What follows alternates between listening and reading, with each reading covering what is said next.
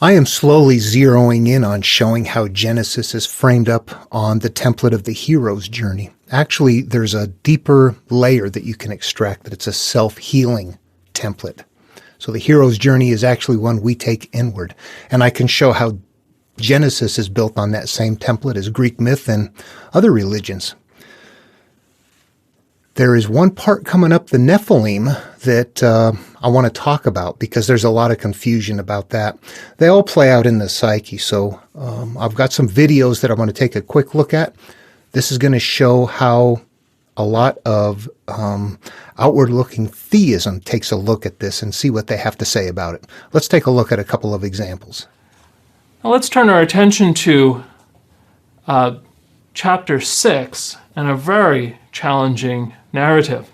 When humans began to multiply on the face of the land, and daughters were born to them, the sons of God saw that the daughters of humans were beautiful, and they took wives for themselves, whomever they chose. The fallen ones, the Nephilim, were on the earth in those days and also after, when the sons of God came into the daughters of humans and bore children to them. Those were the mighty ones of old, men of name. Well, let's start with the Hebrew word. The Hebrew word is Nephilim. Who are the Nephilim?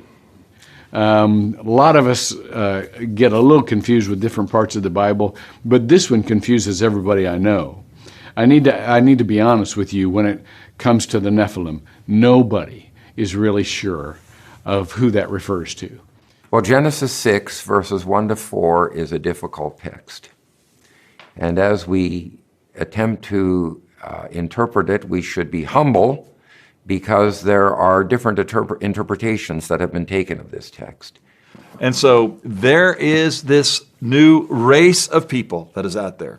They are considered mighty men. They are larger than life. And some people say that these are the individuals that are really the byproducts of either demons or demon-possessed men who had relationships with, it says, the daughters of men. The main commentary of the Nephilim occurs in the 6th chapter of Genesis. The biblical account says, "The sons of the true God began to notice that the daughters of men were beautiful." These sons of God were spirit creatures or angels who rebelled against God when they abandoned their abode in heaven. They took on human bodies and married all the women they wanted. The hybrids born from the unnatural union between fallen angels and human women were no ordinary children. The Nephilim were giants, aggressive and tyrants who spread violence throughout the earth. The Bible describes them as the mighty ones of old. Due to their impure nature, the Nephilim were seen as representatives of evil to be purged from the world.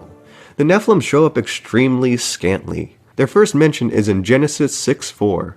Genesis 6:4 is one of the weirdest verses in the entire Bible. And that's not me talking. That's the opinion of actual biblical scholars. For one thing, it is rather strangely and somewhat randomly sandwiched in between the long genealogies of Adam's descendants and right at the beginning of the famous Noah's flood story. I think that if you're familiar with it, you already get the idea that this is kind of a bizarre thing. It almost doesn't quite fit the narrative of creation and how things came about. There's a mess in the beginning somehow that is difficult to explain. And to be sure, I didn't give a fair shake in those videos to people that are doing their best to explain it. But that's not what this video is about, and I don't agree with their explanations. People are looking outward. They're looking for a way to make that a physical reality, and it is metaphoric.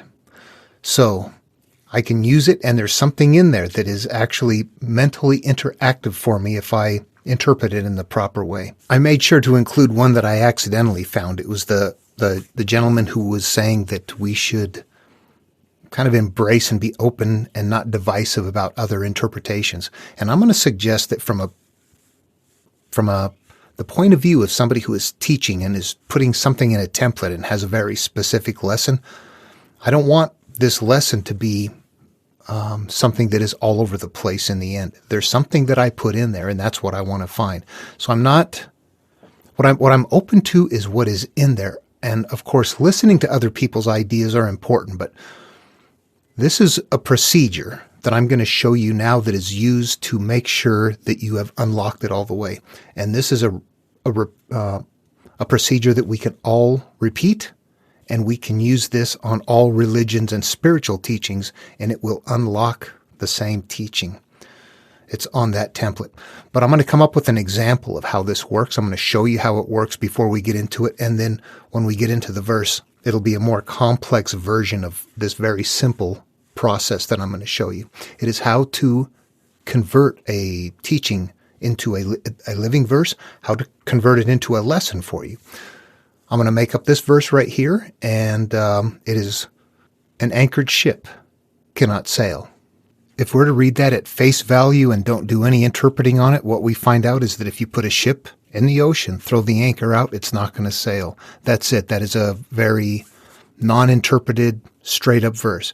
Now, if it's in a body of work that we know it is supposed to be interpreted, it is carrying a different meaning for some reason, and we know that, then we begin to automatically do things like converting it into something that we understand, something about our life.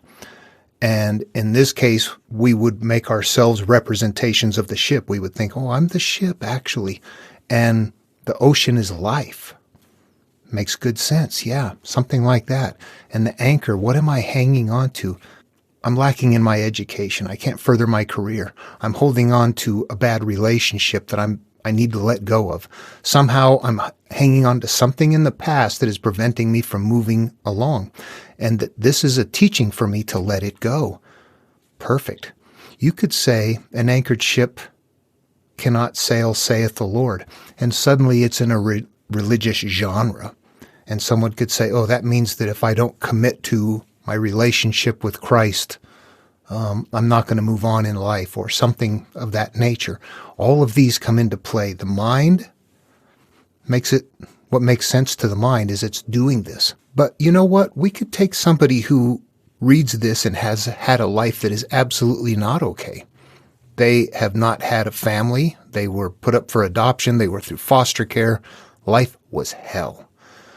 And they look at this verse and say, oh, I'm in a safe port when I'm hanging on to something, my friends, my relationships, my faith, my belief, all those things. When I'm anchored here, I've got something solid, and I'm not sailing free all over the place. I'm safe in port. And that would be okay too. What's nested in there? Who's right? Does it matter? Okay, this is where the very specific magic comes into play. It becomes very specific and part of our psyche, part of our soul, part of who and what we are, part of our memories, part of something that we are holding on to. And that's a little obscure to find in the material. That gets a little deeper, but right now, I'm suggesting that that's what we're going to be looking at. That at the very deepest level, what does Jesus say? Your Father who sees in secret will reward you in secret as well. What we're hanging on to from our past, typically experiences, and the way that we judge them with emotion, with charge. They could be beneficial or derogatory. It doesn't matter, but we become a product of the way that we live life and judge those experiences and continue to live out in those experiences until we become aware of that and want to step out of it. And that at some point in time when we do start to step out of it, one of the things that we need to recognize is the things that we're holding on to. It might be something, let's just talk about it in the most extreme way.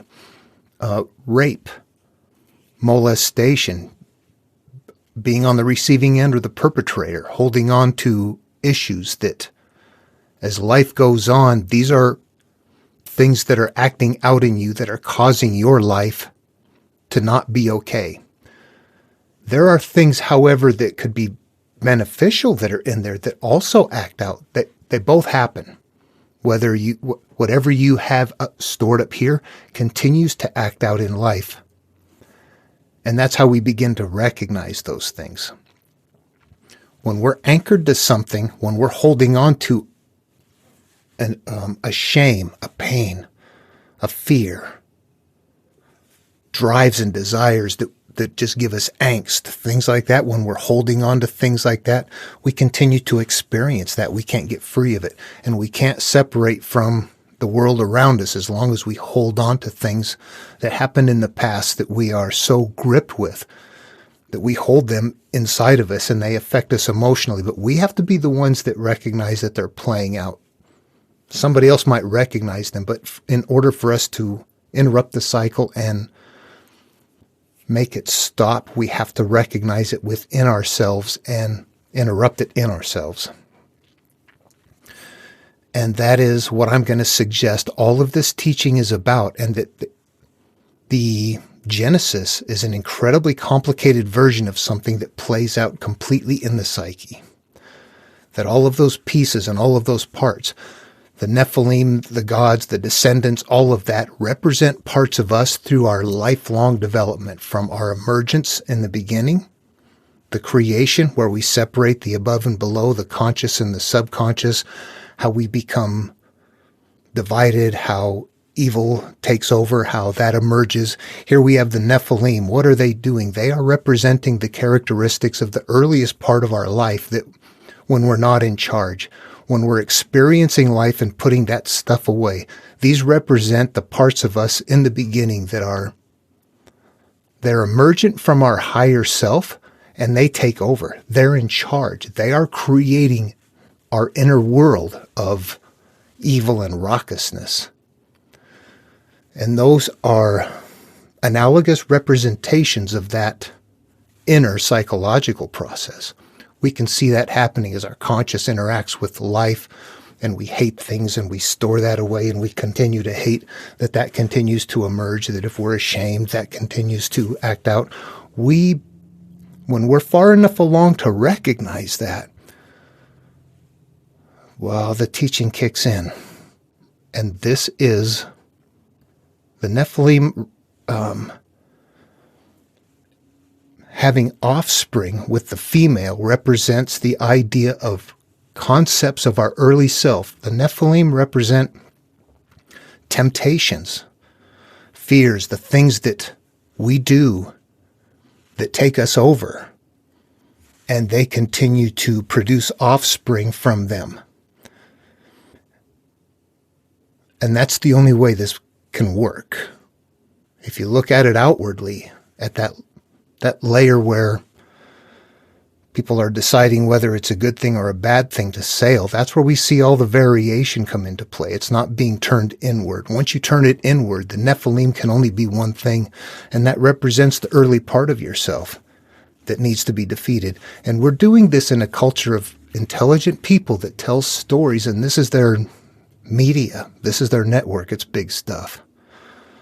Anyway, that's what I'm going to suggest the Nephilim are, that they are not real, but they are real in the sense that they are analogous representations of our earlier self and what has happened.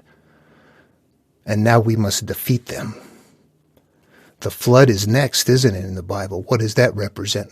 Purging it all away, an inner rebirth, getting rid of all those things. Forgiving, letting it go, finding inner peace. Letting go what hurts us and finding inner peace. That's a hard thing. The Nephilim are a part of all of us.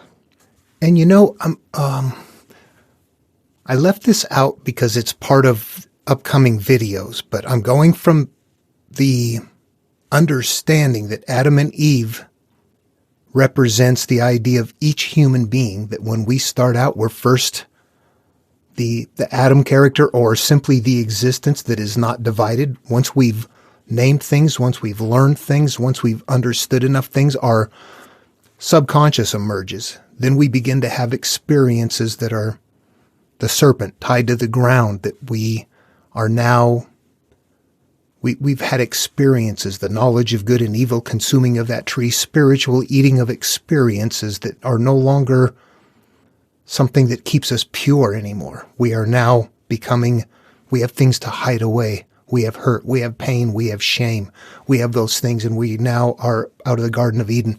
So that continues on in the teaching, that the male and the female are maintained as a hierarchical teaching of conscious and subconscious, or carnal mind, soul, however you want to look at it. But basically, it is structured as thinking, as the way we consciously decide with emotion and how it stores away. And then if it's left undealt with, that it continues to emerge in life and continues to affect our quality of life and the flow that we have in life. And that only in the interrupting of that, the recognizing of it, the understanding of it, the letting go of what we're hanging on to, do we begin to leave that behind. All of the teaching goes there. All of the Anunnaki are the early parts of us remembering we're telling big stories. We want to figure this stuff out. This is all stories, your only media. Imagine everything we're doing now is gone and you just have stories. They would be very big. Okay. I'm going to wrap this up now. Everybody, I hope it was enjoyable. Love one another, and I'll see you in the next video.